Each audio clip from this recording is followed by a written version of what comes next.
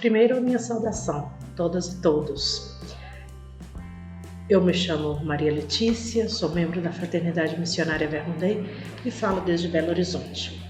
O Evangelho proposto para esse 11º domingo do Tempo Comum é o Evangelho de Mateus, capítulo 9, versículo 36, até o capítulo 10, versículo 8. É um Evangelho muito interessante, muito bonito, muito atual.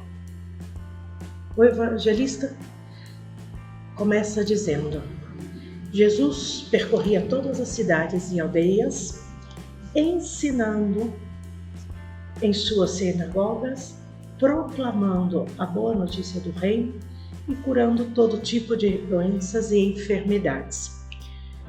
Acho muito interessante como apresenta, a Jesus, primeiro como esse missionário incansável, aquele que para ele todo lugar, todo tempo é lugar e tempo de missão. Ele não escolhe, ele vai para todos os lugares. Nos diz também desse coração universal de Jesus. Ele quer abarcar a todas as pessoas e abraçar a todas as pessoas. Para o anúncio do seu reino, ele não exclui ninguém. Todos são bem-vindos, todos são convidados. A continuidade da leitura diz assim: vendo a multidão, comoveu-se por eles, porque andavam maltratados e prostrados como ovelhas sem pastor. Diríamos assim que hoje, na nossa atualidade, século XXI, parece que vivemos a mesma realidade. Olhando para o nosso mundo, podemos dizer, como Deus disse a Moisés lá no Êxodo, Eu vi, eu senti, eu escutei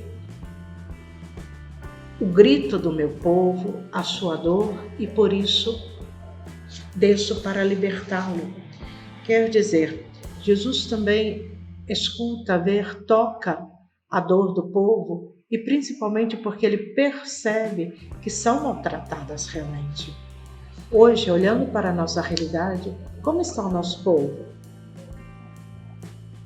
Pastores e pastoras, estamos cuidando efetivamente daqueles que nos é confiado, daqueles e daquilo que nos é confiado, porque nos é confiado as pessoas e também nos é confiada toda a criação.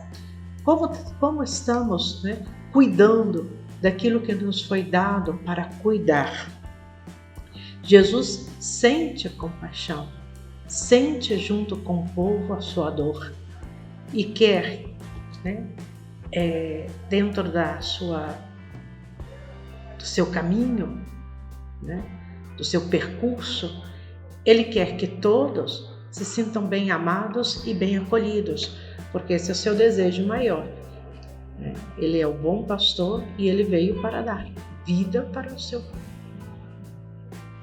seu rebanho, ele veio dar vida a todos e quer que todos vivamos plenamente. O que acontece que às vezes a gente não sente a dor do povo? Porque às vezes os nossos olhos ficam cegos, o nosso coração fica fechado. O que acontece que às vezes a gente não se coloca junto com o povo, não luta pelos seus direitos? Pode ser que realmente a gente construa um muro diante dos nossos olhos, porque às vezes a realidade é tão gritante que a gente se sente meio impotente diante dela. E o Papa Francisco, no Evangelho Gaudium, disse assim: quase sem nos dar conta, tornamos-nos incapazes de nos compadecer ao ouvir os clamores alheios. Já não choramos à vista do drama dos outros, nem nos interessamos por cuidar deles, como se tudo fosse uma responsabilidade de outrem que não nos incumbe. Jesus vê a multidão e fica comovido, porque estão como ovelhas sem pastor. Sabemos que o tema do pastor perpassa toda a história de Israel. A comunidade de Israel nutria grande desejo de um pastor bom e justo. Isso era uma promessa: lhes darei pastores segundo o meu coração.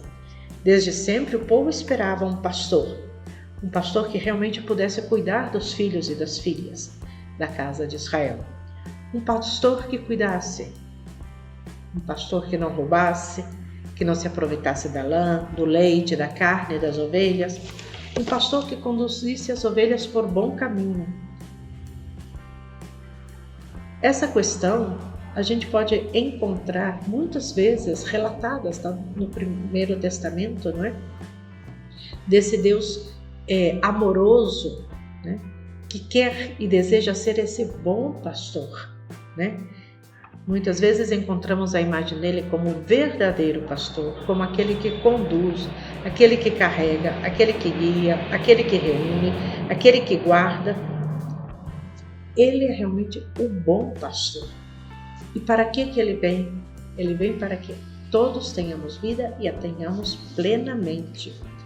Portanto, como diz o Papa Francisco, é necessário que sejamos uma igreja em saída. E aqui eu peguei um pequeno trecho do Erivaldo Dantas, que ele escreveu no ano de 2020, na revista Pastoral, fevereiro de 2020. Ele diz assim: o convite do Papa Francisco para uma igreja em saída é a marca predominante do seu pontificado, que deseja ver renascer na igreja nova experiência cristã missionária, fundamentada no Evangelho, de modo que a mensagem de salvação chegue a todos, sem exclusão.